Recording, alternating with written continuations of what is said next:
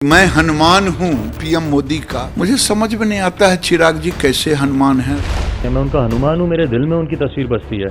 बोलते तो राम के मुंह में है, अंदर में ये रावण को जप रहे हैं। भाजपा के नेता कुछ भी मेरे बारे में बोलें, मुझे कोई फर्क नहीं पड़ता। मेरा लक्ष्य क्लियर है कि मौजूदा मुख्यमंत्री को किसी भी कीमत पर दोबारा बिहार का मुख्यमंत्री नहीं बनने दूंगा। शेर का बच्चा हूं, जंगल चीरने निकला हूं और मौजूदा मुख्यमंत्री को उनके सत्ता की कुर्सी से हटाने निकला। मेरा विश्वास है कि मुख्यमंत्री जी दहाई का भी आंकड़ा अगर पार कर लें तो बहुत बड़ी बात होगी और मैं संकल्पित हूं कि डबल इंजन की सरकार बिहार में देनी है, बट सही डबल इंजन की सरकार।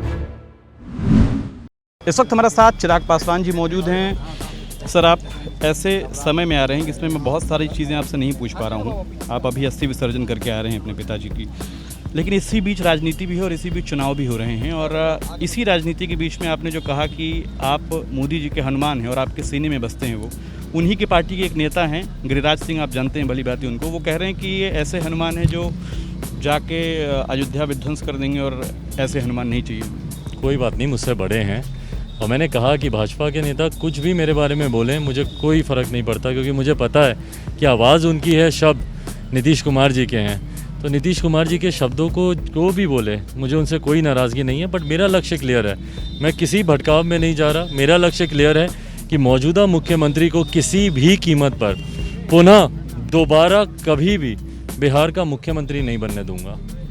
ये आप किस कॉन्फिडेंस से कह रहे हैं? क्या आपकी भाजपा के किसी नेता से बात हुई है या कोई कॉन्फिडेंस आपको आश्वासन दिया है? तो मेरी अपनी पार्टी की इतनी ताकत नहीं हो सकती क्या? क्यों मुझे किसी की बी टीम ही बनना पड़ेगा? क्यों मुझे किसी के साथ अलायंस ही?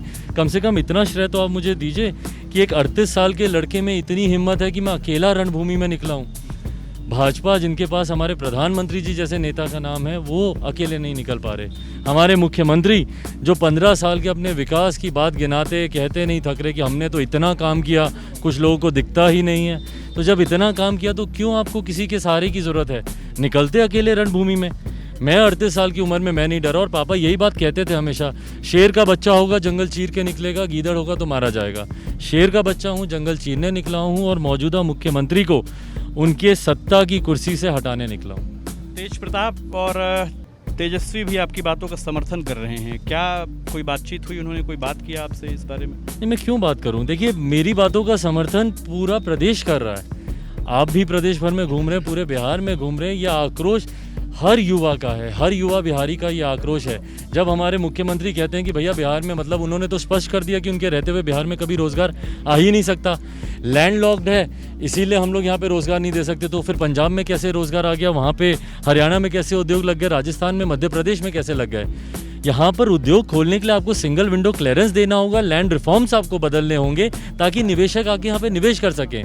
आप रोजगार युवा को देंगे नहीं, बेहतर शिक्षा आप युवा को देंगे नहीं। आज भी मेरे बच्चे मजबूर होते हैं कोटा जाके पढ़ने के लिए, क्यों? तो ये युवा विरोधी जो आपकी सोच है। और उसके बाद अगर युवा कुछ कहते हैं मुख्यमंत्री को तो उनका जवाब आता है कि अरे ये लोग तो अनुभवहीन है, ये लोग तो कुछ जानता ही नहीं है, पढ़ता ही नहीं है, सिर्फ ट्विटर खेलता है, इन लोगों को तो कोई जानकारी नहीं होती। अरे भाई, आप भी युवा राजनीति से निकले हैं, जेपी के आंदोलन में आप छात्र राजनीति से रहे हैं। इस तरीके की युवा विरोधी सोच की प्रदेश के युवाओं को आगे नहीं बढ़ने देना गलत है ये मुख्यमंत्री की।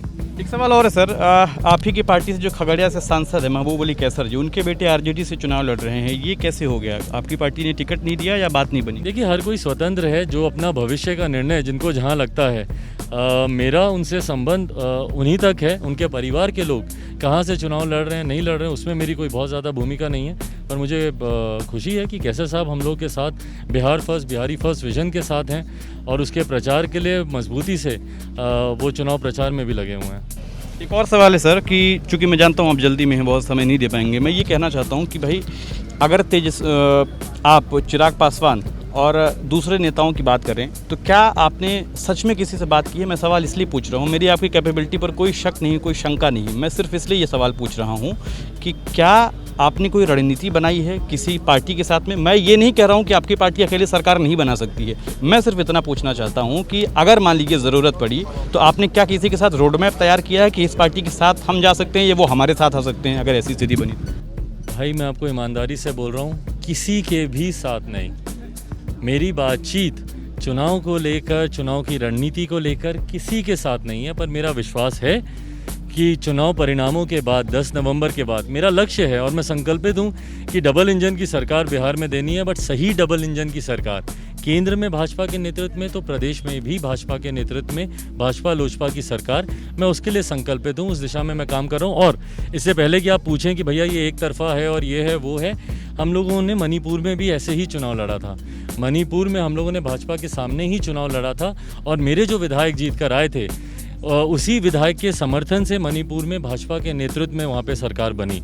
तो परिणामों के बाद मेरा विश्वास है कि मुख्यमंत्री जी दहाई का भी आंकड़ा अगर पार कर लें तो बहुत बड़ी बात होगी और जितनी सीटों की ज़रूरत होगी वो लोजपा के विधायक मिलकर समर्थन करेंगे और भाजपा का हम लोग मुख्यमंत्री बनाएंगे। देखिए, मैं पूरे बिहार में घूम रहा हूँ, सोशल मीडिया लगातार देख रहा हूँ, उसमें सब लोग एक बात कह रहे हैं कि चिराग पासवान बहुत ही परिपक्व राजनीति कर रहे हैं, बहुत ही मजबूत और इरादे के साथ राजनीति कर रहे हैं। मेरा सवाल ये है कि अगर बीजेपी के लोग मना कर रहे हैं कि भाई चिराग पासवान लोजपा हमारे साथ नहीं है, तो फिर आप किस कॉन्फिडेंस से कह रहे हैं? मैं कोई आरोप प्रत्यारोप नहीं कर रहा हूँ, मैं सिर्फ इतना जानना चाहता हूँ अगर वो नहीं साथ है तो कैसे? मना कर दें कि 10 नवंबर के बाद अगर उन्हें ज़रूरत पड़ेगी तो वो मेरे विधायकों का समर्थन नहीं लेंगे, मना कर दें। मुख्यमंत्री के तौर पर किसे देते हैं? आखिरी सवाल। भाजपा से कोई भी हो, मौजूदा मुख्यमंत्री प्रदेश के मुख्यमंत्री दोबारा नहीं बनेंगे, इसके लिए मैं संकल्पित हूँ। भाजपा से कोई भी होगा, चिराग पासवान क्यों नहीं? पार्टी के हर विधायक उनका अभी नहीं। चिराग पासवान की लंबी राजनीति है भाई, मैं कोई जल्दबाजी में नहीं हुआ। मेरे बारे में तो यही कहा जाता है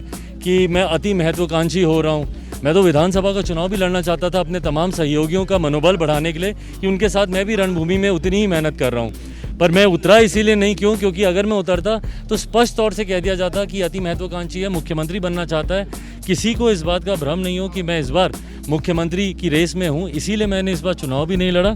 मैं इस बार सिर्फ और सिर्फ भाजपा का मुख्यमंत्री बनाना चाहता हूँ। बहुत शुक्रिया चिराग हमसे बातचीत करने के लिए। तो चिराग पासवान हैं और अभी ये जो समय है ये अपने पिता की अस्थि विसर्जन कर वापस लौट रहे हैं, रास्ते में हमें मिले हैं और कह रहे हैं कि अगर बीजेपी को ज़रूरत नहीं है, वो चाहते हैं कि हम उनके साथ ना आएं, या वो पूरी तरीके से मना कर रहे हैं कि उनकी राजनीति में हम साथ नहीं हैं, तो फिर मना कर दें और कह दें कि हम 10 नवंबर के बाद जो फैसलों का दिन है उसके बाद भी हम उनका साथ नहीं लेंगे, समर्थन नहीं लेंगे। कैमरामैन बैजनाथ महतो के साथ आदर्श सिंह, ABP न्यूज़, खगड़िया।